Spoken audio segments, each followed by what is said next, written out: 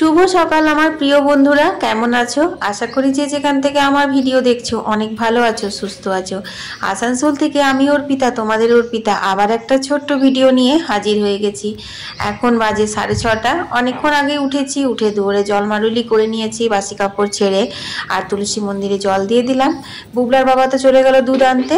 তারপর দেখো 1 কাপ চা খেয়ে নিয়েছি আর এখন চলে এসেছি কুয়োতলাতে।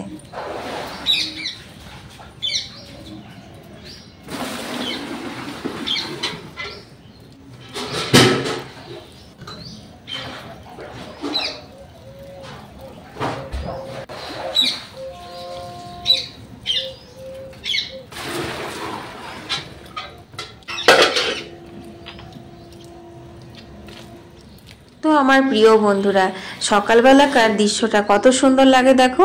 ফুলগুলো কত সুন্দর ফুটেছে, অনেক গাঁদা ফুল ফুটছে এবার, জানো তো।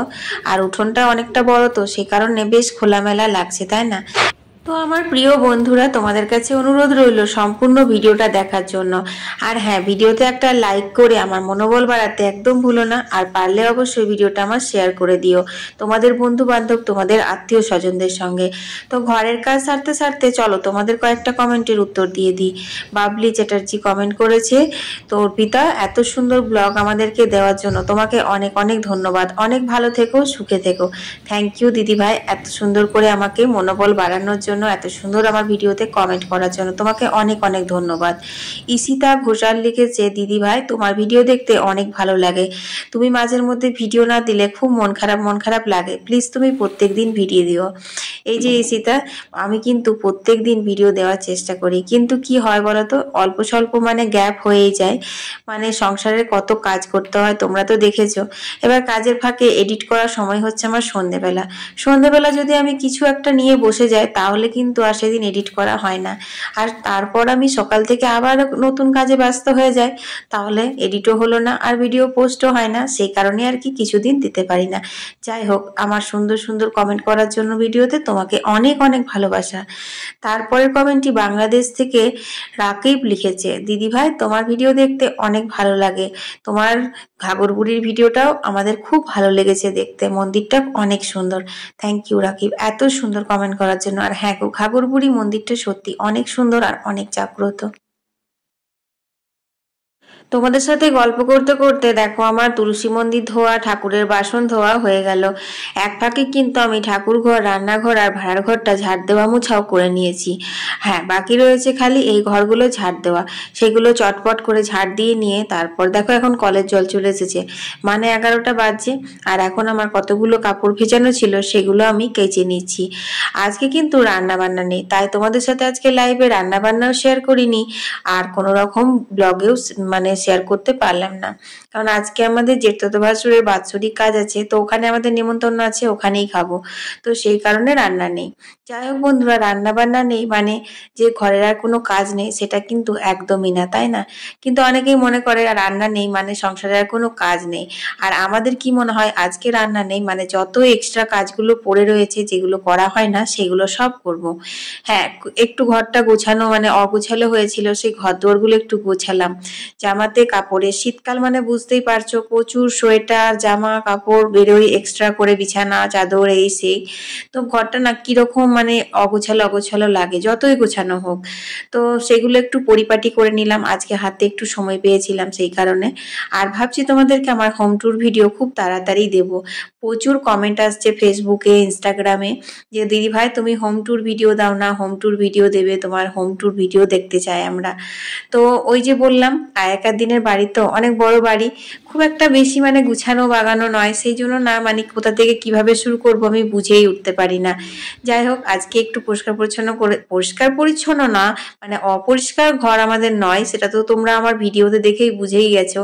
বাট আজকালকার দিনের হয় না যেরকমটা একটা মানে মডিউলার কিচেন, তারপর তোমার একটু টাইলসের, মার্বেল টাইলসের গোছানো, নতুন নতুন ফার্নিচার দিয়ে গোছানো ঘর, সেরকম তো নয় এই আর কি। তো যাই হোক, যেমনই হোক এই ঘরটাই কিন্তু আমার স্বর্গ, এই ঘরটাই আমার সব। তো ঘরের রুম ট্যুরের ভিডিও খুব তাড়াতাড়ি আসবে। তো তো বন্ধুরা ঘরের সমস্ত কাজবাজ সেরে নিয়েছি, এখন বাজে 12টা। ওই বাড়ি থেকে তো দুবার ফোন এলো শান্তির জল নেওয়ার জন্য, কিন্তু এত ঘরের কাজ সেরে আমি ওখানে যাব কখন সেটাই ভাবছি। এখন দেখো স্নান করে নিয়েছি, তারপর পুজো দিতে গিয়ে দেখছি আজকে সকালে ফুলটা তুলতে ভুলে গেছিলাম।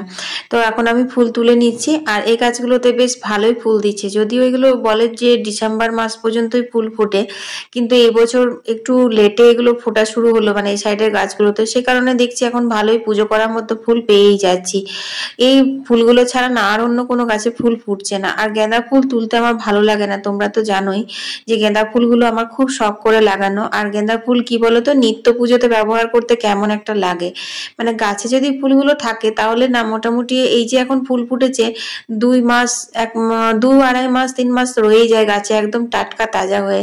আর নিত্য সেবা হলে ঠাকুরের চরণে আজকে দেবো, কালকেই মনে হবে বাসি ফুল, কালকেই তখন সেটা তুলে ফেলে দিতে হবে, এরকম লাগে। তো সেই কারণে এই যে ফুলগুলো মানে একদিন পরেই ঝরে যায়, সেই সব ফুল দিয়েই নিত্য পুজো করতে আমার বেশি ভালো লাগে। বেলপাতাগুলো না সব এবার ঝরার দিন আসছে, মানে ফাল্গুন মাসে তো বেলপাতা সব ঝরতে থাকে, তো একটু উঁচুতে হয়ে গেছে জানো। অনেক কষ্ট করে বেলপাতাগুলো পারলাম, তো বেশ ভালোই হয়েছে, অনেকগুলোই পাড়া হয়ে গেছে। এতগুলো আমার লাগবে না, কয়েকটা নেব আর কয়েকটা রেখে দেবো। এগুলো আবার যদি ভিজিয়ে রাখা হয় তাহলে আবার 3 পাতাগুলো ছেড়ে সব 2 পাতা 1 পাতা হয়ে যায়। সেজন্য মা বলেছিল আর কি যে শুকনোই রেখে দিবি, ধুয়ে মানে আগে আমরা ধুয়ে একটু জল জল টাইপের প্লাস্টিকে মুড়ে রাখতাম, তো সেরকম করে রাখলে বেশি ঝরছে, সেই জন্য শুকনোই রেখে দেবো। তো যাই হোক বন্ধুরা, চলো এখন আমি পুজোটা তটপট করে নিই, কারণ এখন 12:30 বেজে গেল। বুবলার বাবা এসে যদি দেখে এখনো আমি রেডি হতে পারিনি, তো একদম মানে চিৎকার চেঁচামেচি শুরু করে দেবে।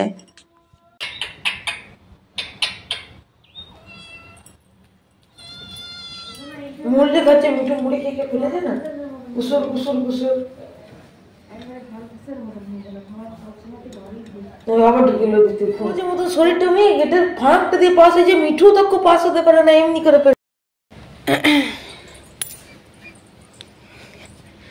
তো চলো বন্ধুরা, রেডি হয়ে গেছি, বুলা আবার ডিউটি থেকে এলো, এবার যাই খাওয়া দাওয়া করে আসি গা, তারপর আবার কথা হচ্ছে। আর আজকে অল্প অল্প করে একটু একটু করে শ্যুট করছি হোম ট্যুর দেওয়ার জন্য। ঘরগুলো সকালে কিছুটা শ্যুট করে রেখেছি, আর এখন দেখি দুপুরবেলা ওখান থেকে খেয়ে আসি, তারপর কিছুটা শ্যুট করব, তারপর ভালো করে তোমাদের সামনে হোম ট্যুরটা দেবো। তো চলো আগে খেয়ে আসি গা। তো এখানে এসে তো আমি ক্যামেরা করিনি সেরকম ভাবে, মানে এসেই তো গল্প সল্প করতে লেগে গেছিলাম। আমাকে গল্প করতে খুব ভালো লাগে, তোমরা তো জানোই। তো এই দিদি বলছে যে বুবলা একটু নে এগুলো রেকর্ডিং কর।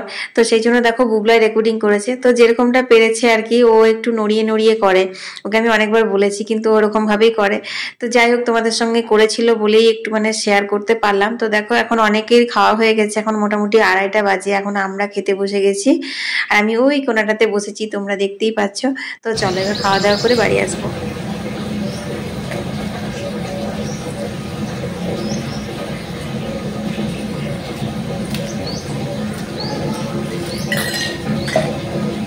তো বন্ধুরা এখন আমি দেখো বিকেল হয়ে গেছে, এসে পরে একটুখানি শুয়েছিলাম কিন্তু ঘুম তো হয়নি। তো যাই হোক, এখন আমি জামা কাপড়গুলো তুলে নিচ্ছি, আর ঘরগুলো সব ঝাড় দেওয়া হয়ে গেছে।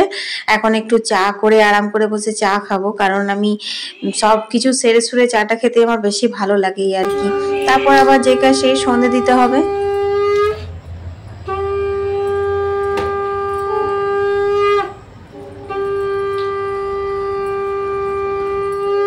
প্রথম যখন এই বাড়িতে বিয়ে হয়ে এলাম, তখন নতুন বউয়ে তো আর কেউ রান্না বান্না করে না, আমিও রান্না বান্না করতাম না, কিন্তু বাড়ির সমস্ত কাজ করতাম। তখন আরো অনেক এক্সট্রা কাজ ছিল, সেটা হচ্ছে বাইরের কল থেকে জল নেওয়া, এ করা, এইসব কাজগুলোও ছিল।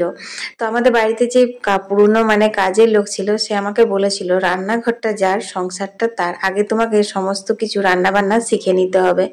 তো তখন তো আমি তার কথাটা বুঝতে পারিনি, কিন্তু এখন আমি সেই কথাটার মানে হাড়ে হাড়ে বুঝতে পেরেছি।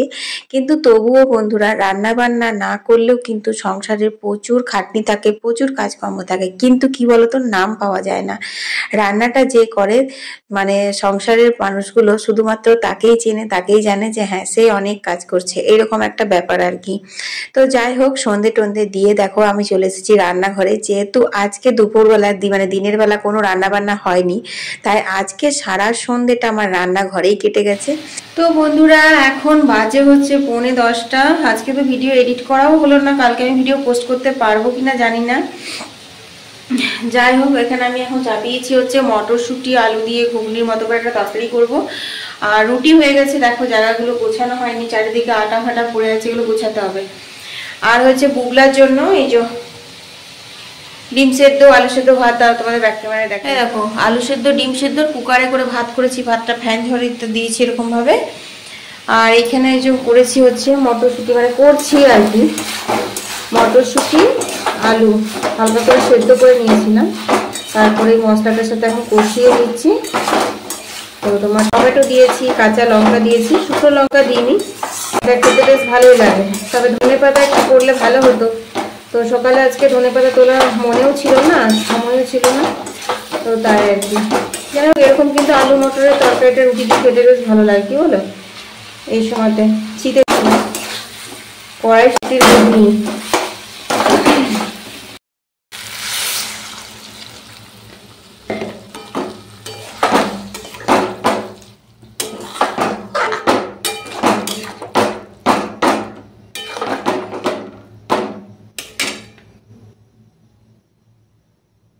চলো বন্ধুরা, আজকের ভিডিওটা এখানেই শেষ করে দিচ্ছি। সবাই ভালো থেকো, সুস্থ থেকো। 10টা বাজতে গেলে এখন খাওয়া দাওয়া করবো।